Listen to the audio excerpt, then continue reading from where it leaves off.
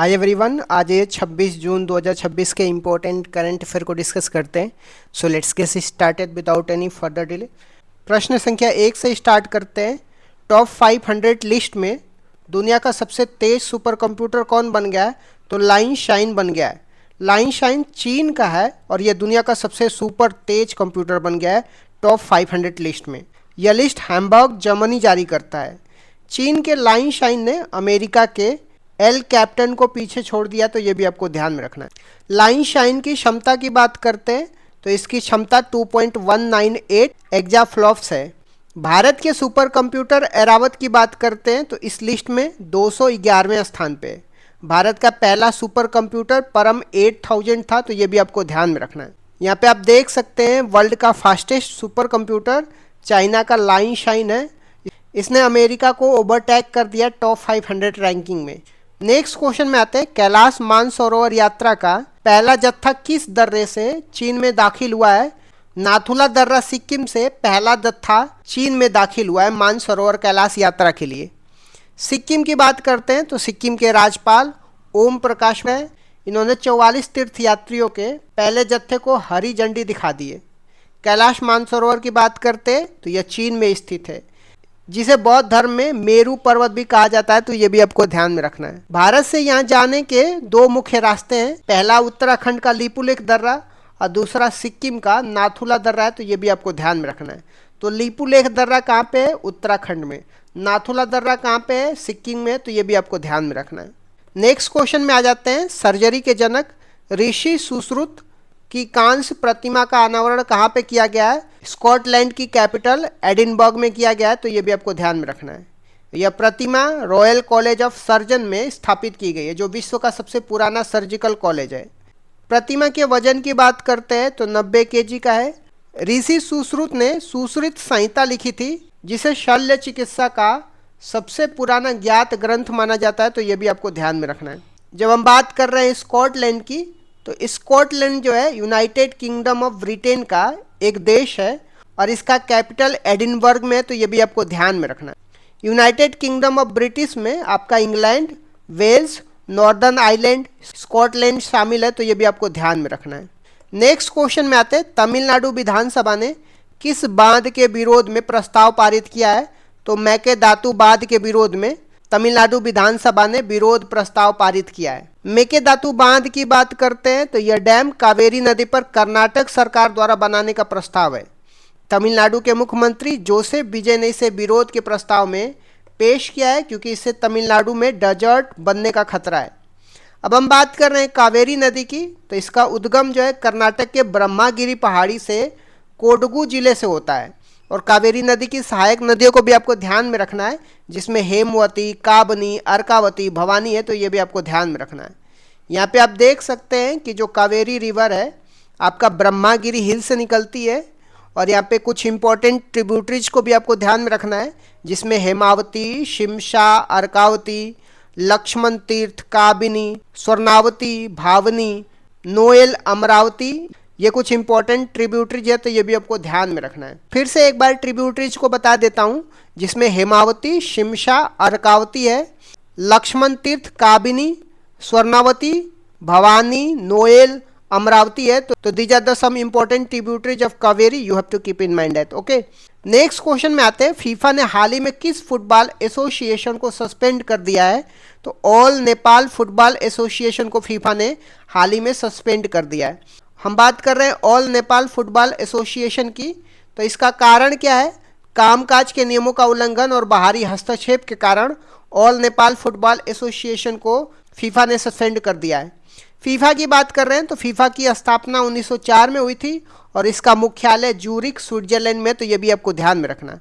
FIFA का जो world cup 2026 के मेजबान देश की बात करते हैं तो अमेरिका, कनाडा, मैक्सिको है, तो ये भी आपको ध्यान में रखना है।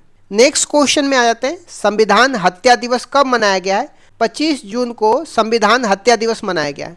25 जून 1975 को आपातकाल लागू होने के याद में 25 जून को संविधान हत्या दिवस मनाया जाता है। 2026 में इमरजेंसी के 50 साल पूरे हुए हैं, तो ये भी आपको ध्यान में रखना है। 1975 के आपातकाल के समय राष्ट्रपति की बात करते हैं तो फरुकुद्दीन अली अहमद थे, तो ये भी आपको ध्यान में रखना है और इससे क्वेश्चन भी कई बार पूछा गया है। इमरजेंसी के दौरान हमारे सारे फंडामेंटल राइट को हमसे छीन लिए जाते हैं एक्सेप्ट आर्टिकल 20 और आर्टिकल 21। नेक्स्ट क्वेश्चन में आते हैं, मुख्यमंत्री कन्या सुमंगला योजना 2026 किस राज्य ने शुरू करी है? तो उत्तर प्रदेश ने मुख्यमंत्री कन्या सुमंगला योजना 2026 शुरू किया है। इसके तहत दी जाने वाली राशि बढ़ा करके 25,000 रुपये कर दी गई है और ये 6 किस्तों में दी जाएगी। जन्म के समय 5,000 और टीकाकरण के समय 2,000 और पहली कक्षा में 3,000, छठी कक्षा में 3,000, 9वीं कक्षा में 5,000 और ग्रेजुएशन में 7,000 रुपये दिया जाएगा। पात्रता के लिए परिवार की वार्षिक आय 3 लाख से अधिक नहीं होना चाहिए, तो ये भी आपको ध्यान में रखना है। यहाँ पे आप देख सकते हैं मुख्यमंत्री कन्या सुमंगला योजना, जिसमें कुल सहायता राशि 15,000 बढ़ा के कर दी गई है। इसमें पहले चरण में 5,000, दूसरे चरण में 2,000, तीसरे चरण में 3,000, चौथे में 3,000, पाँचवें में 5,000 और छठवें चरणों में 7,000। तो ये 6 चरण में 25,000 रुपये दिया जाएगा मुख्यमंत्री कन्या सुमंगला योजना के तहत। नेक्स्ट क्वेश्चन में आते हैं, हुरून इंडिया 500 रिपोर्ट 2026 में शीर्ष स्थान कौन सी कंपनी को मिली है? तो रिलायंस इंडस्ट्री को हुरून इंडिया 500 रिपोर्ट 2026 में शीर्ष स्थान मिला है।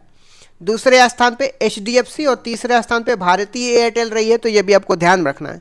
भारत के टॉप 10 कंपनियों की कुल वैल्यूएशन $86 ट्रिलियन है, तो ये भी आपको ध्यान में रखना है। नेक्स्ट क्वेश्चन में आते हैं, अपेडा ने भारतीय पहल के तहत किसका पहला बैच सफलतापूर्वक पूरा किया है? तो फ्लैगशिप एक्सपोर्ट एक्सेलरेशन प्रोग्राम का पहला बैच सफलतापूर्वक अपेडा ने पूरा कर दिया है।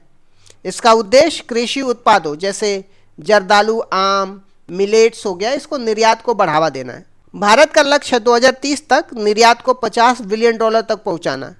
अपेडा वाणिज्य और उद्योग मंत्रालय के अधीन कार्य करता है, तो ये भी आपको ध्यान में रखना है।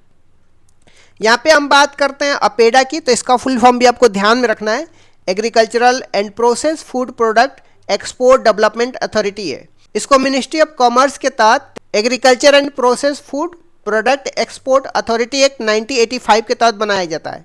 इसका मेन काम जो है एक्सपोर्ट प्रमोशन करना, fruit, vegetable product, meat product, poultry and etcetera. इस तरीके से अपेडा के बारे में भी आपको ध्यान में रखना है।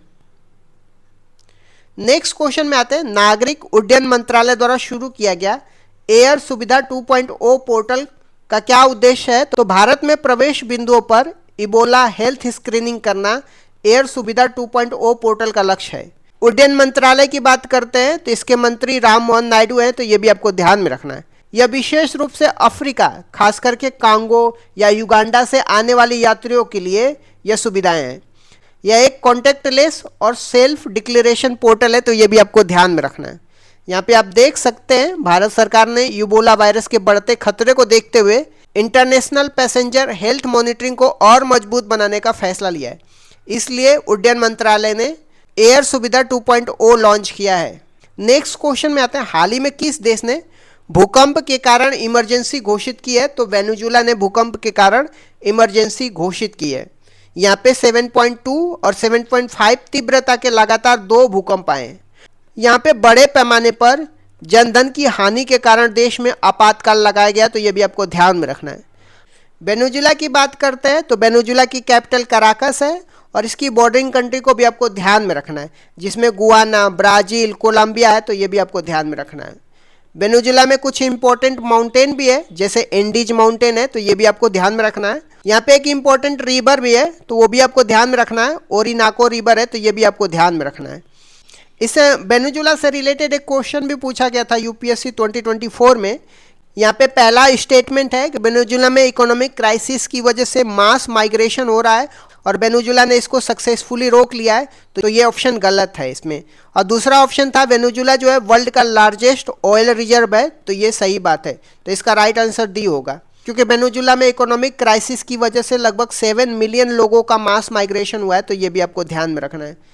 वेनेजुएला में अमेरिका ने ऑपरेशन एब्सोल्यूट रिजॉल्व चलाया था वेनेजुएला के राष्ट्रपति मादुरो को कैप्चर करने के लिए, तो ये भी आपको ध्यान में रखना है। जब हम बात करते हैं सेस्मिक वेव की, तो इसमें 2 टाइप की वेव होते हैं, बॉडी वेव होता है, सरफेस वेव होता है। बॉडी वेव में 2 टाइप के वेव होते हैं, एक तो प्राइमरी होता है, दूसरा सेकेंडरी होता है। प्राइमरी वेव होते हैं उसको लॉन्गिट्यूडनल वेव बोलते हैं, सेकेंडरी को ट्रांसवर्स वेव बोलते हैं, तो ये भी आपको ध्यान रखना है। प्राइमरी वेव प्राइमरी वेव जो है ये फास्टेस्ट होती है और ये सॉलिड लिक्विड गैस तीनों में जाती है, तो ये भी आपको ध्यान में रखना है। सेकेंडरी वेव की बात करते हैं, ये स्लो होती है और ये केवल सॉलिड में ट्रेवल करती है। इस तरीके से मैंने कुछ इंपॉर्टेंट करंट अफेयर को डिस्कस कर दिया। Thank you so much guys, keep loving, keep supporting, bye bye you. पंचवर्षीय योजना के बारे में मैंने डिस्कस तो किया है, बट एक बार फिर से मैं पंचवर्षीय योजना के बारे में रिवीजन करा देता हूँ। पहली पंचवर्षीय योजना 1951 से 56 तक थी। इसकी मुख्य विशेषताएं क्या थी? इसका टाइम पीरियड की बात कर, यह योजना 1 अप्रैल 1951 से लेकर के 1956 तक चली थी। मॉडल की बात करते हैं, यह हेरोल्ड डोमर मॉडल पर आधारित थी और इसका प्रारूप के.एन. राज ने तैयार किया था। उद्देश्य क्या था पहली पंचवर्षीय योजना का? इसका मुख्य ध्यान कृषि एग्रीकल्चर पर था। विकास की दर की बात करते हैं, जो लक्ष्य था 2.1% था, लेकिन 3.6% की वृद्धि हासिल की गई थी, जो लक्ष्य से अधिक थी। दूसरी पंचवर्षीय योजना 1956 से 1961 के प्रमुख बिंदु क्या थे? दूसरी पंचवर्षीय योजना की अवधि की बात करते हैं, 1956 से 1961 तक रहता है। मॉडल की बात करते हैं, यह महालनोबिस मॉडल पर आधारित थी। इसका जो उद्देश्य था, इस योजना में भारी उद्योगों पर बल दिया गया, जिसमें प्रमुख उपलब्धियां थी। इसी योजना के दौरान भिलाई छत्तीसगढ़, राउरकेला उड़ीसा, दुर्गापुर पश्चिम बंगाल में आयरन स्टील प्लांट स्थापित किए गए। विकास की दर की बात करते हैं, लक्ष्य 4.5% का था और प्राप्ति 4.27% थी। तीसरी पंचवर्षीय योजना 1961 से 66 तक क्यों असफल रही थी? 1961 से 66 तक तीसरी पंचवर्षीय योजना थी। यह मॉडल सुखमय चक्रवर्ती मॉडल पर आधारित थी। इसका उद्देश्य था कृषि और उद्योग दोनों पर बल देना। असफलता के कारण ये थे, यह योजना 1962 के दौरान भारत चीन युद्ध और 1965 के भारत पाकिस्तान युद्ध के कारण अपने लक्ष्य को प्राप्त नहीं कर सकी और असफल रही। अन्य घटना की बात करते हैं तीसरी पंचवर्षीय योजना में, इसी दौरान जय जवान जय किसान का नारा दिया गया था और 1965 में भारतीय खाद्य निगम, जिसको फूड कॉरपोरेशन ऑफ इंडिया की स्टेब्लिशमेंट की बात करते हैं, तो तीसरी पंचवर्षीय योजना में एफसीआई का इस्टेब्लिशमेंट होता है। नेक्स्ट देख लेते हैं योजना अवकाश की। योजना अवकाश, जिसको प्लान हॉलीडेज बोलते हैं, ये क्या था और यह कब हुआ था?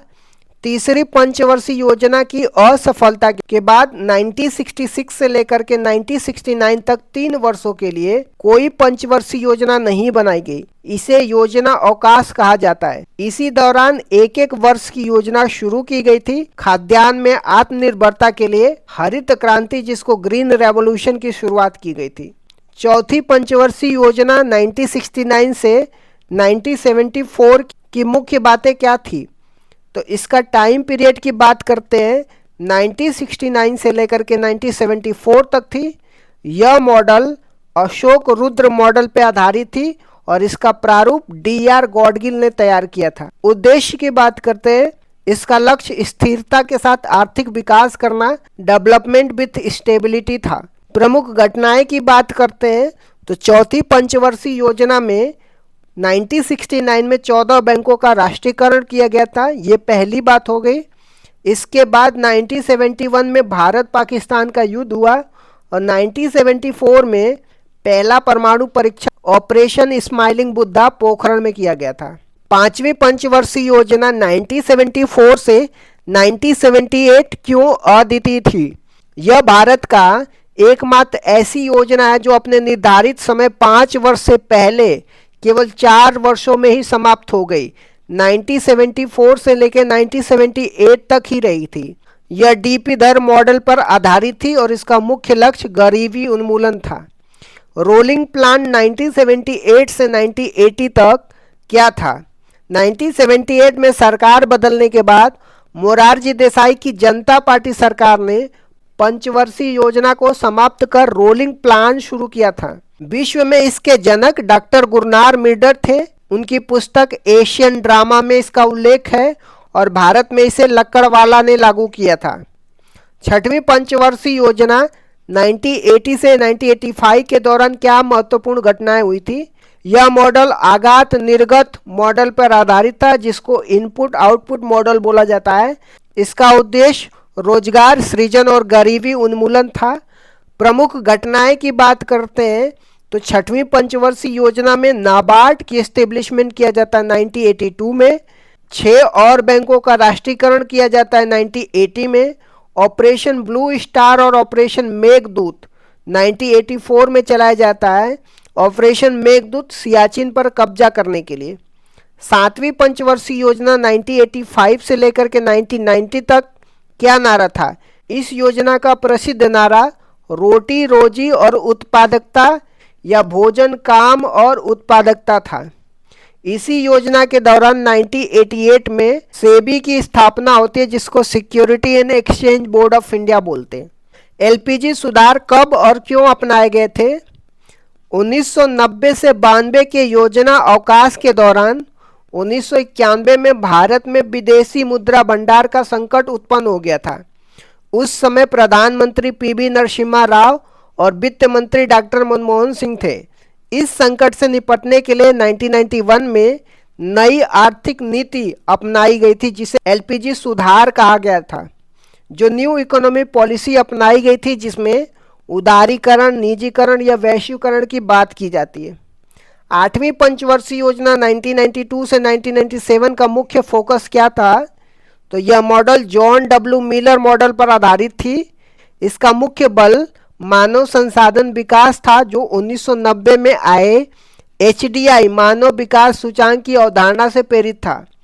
अन्य घटनाएं की बात करते हैं 8वीं पंचवर्षीय योजना में। इसी दौरान 73वां और 74वां संविधान संशोधन हुआ, जो पंचायती राज और नगर निगम के लिए है। इसी समय 1 जनवरी 1995 को डब्ल्यूटीओ की स्थापना होती है, जिसको वर्ल्ड ट्रेड ऑर्गेनाइजेशन बोलते हैं। 9वीं और 10वीं पंचवर्षीय योजना का मुख्य बातें क्या थी? 9वीं पंचवर्षीय योजना 1997 से 2002 तक होता है। इसका लक्ष्य सामाजिक न्याय और क्षमता के साथ आर्थिक विकास था। प्रधानमंत्री ग्राम सड़क योजना 25 दिसंबर 2000 को और कारगिल युद्ध 1999 में इसी दौरान हुआ था। 10वीं पंचवर्षीय योजना 2002 से 2007 तक थी। यह भी आगात निर्गात मॉडल पर आधारित थी। नरेगा अधिनियम 2005 में आया और 2 फरवरी 2006 को लागू हुआ था। 11वीं पंचवर्षीय योजना 2007 से लेकर 2012 की विकास दर की क्या विशेषता थी?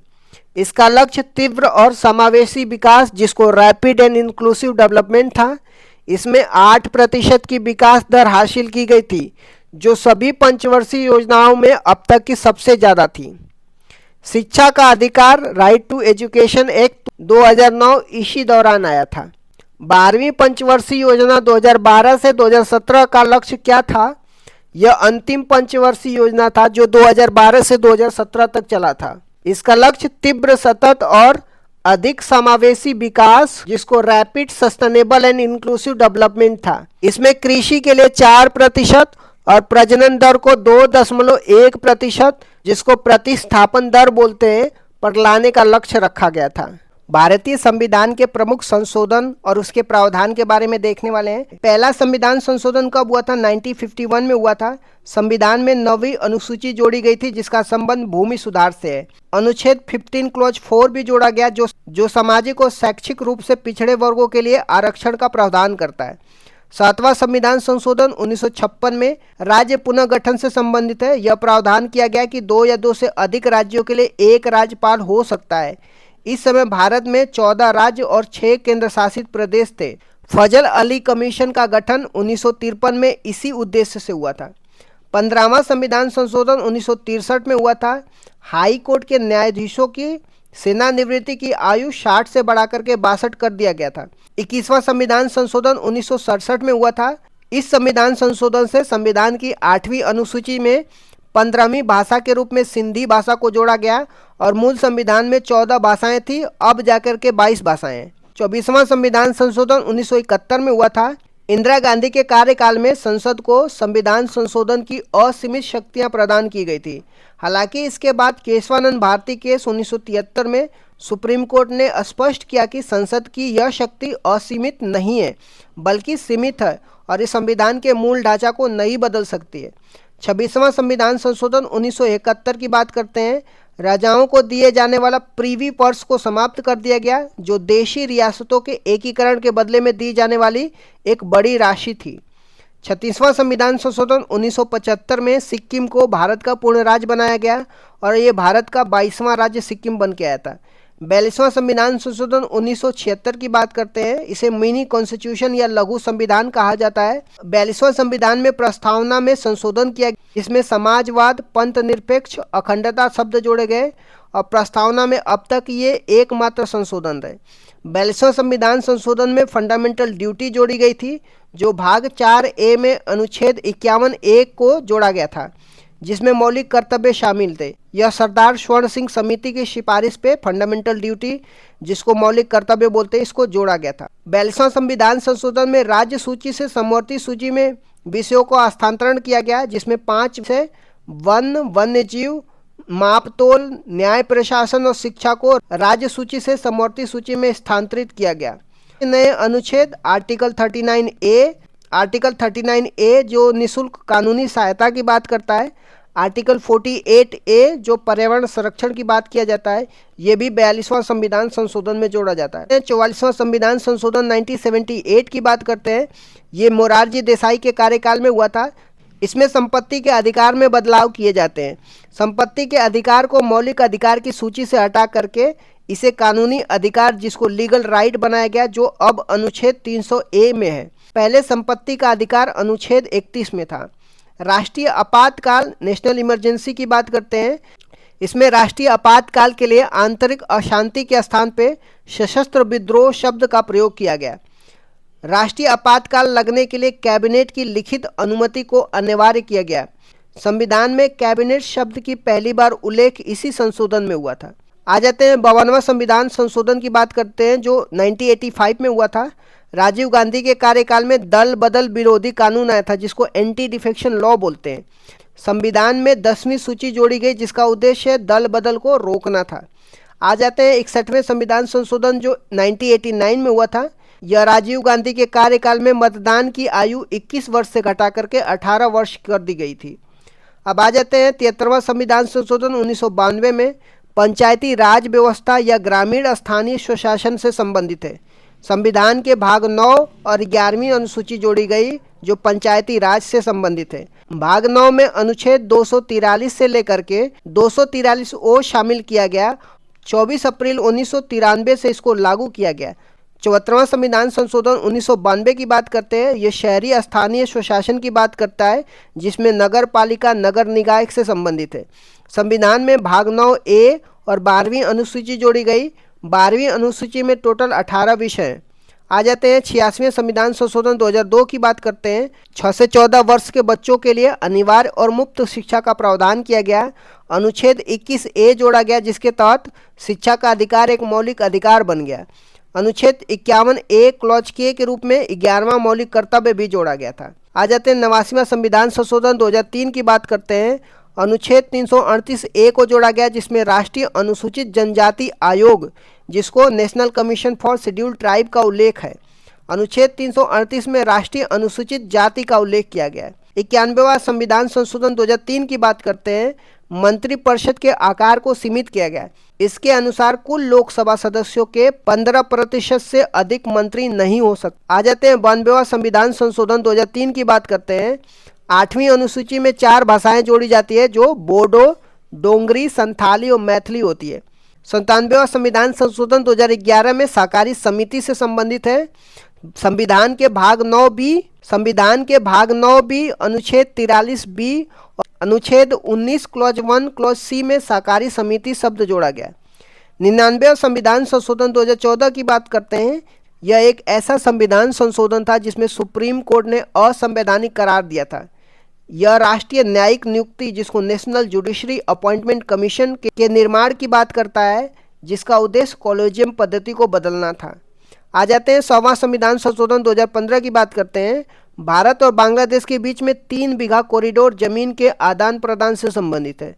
101वां संविधान संशोधन 2016 की बात करते हैं, जिसमें GST, जिसको गुड्स एंड सर्विस टैक्स बोलते हैं, इससे संबंधित है। यह 1 जुलाई 2017 को लागू हुआ।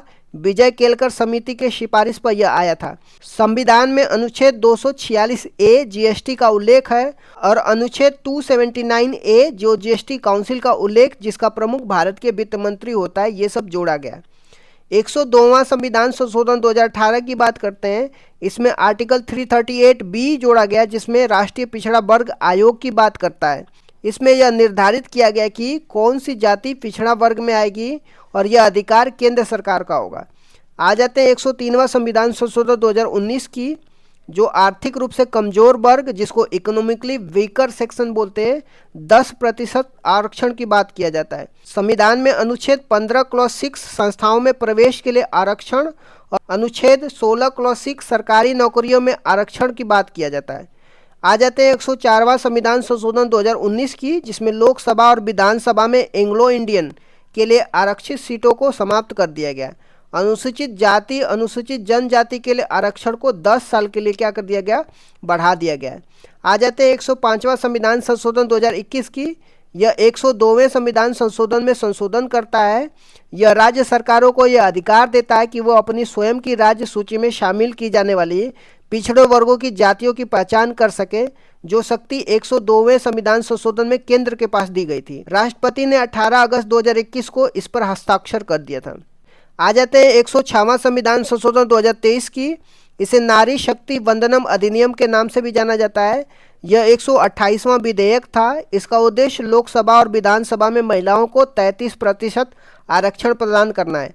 इसे अर्जुन मेघवाल ने पेश किया था और राष्ट्रपति ने इसे 28 सितंबर 2023 को सहमति दे दी थी। यह अगला परिसीमन 2026 के बाद लागू होने वाले चुनाव में लागू होगा। आ जाते हैं 129वां संविधान संशोधन विधेयक की। ये संविधान संशोधन विधेयक है जो प्रस्तावित किया गया है। भारत का नवीनतम विधेयक है। जो यह वन नेशन वन इलेक्शन की बात किया जाता है, जो एक राष्ट्र एक चुनाव से संबंधित है। यह रामनाथ कोविंद कमेटी की सिफारिश पर पेश किया गया था।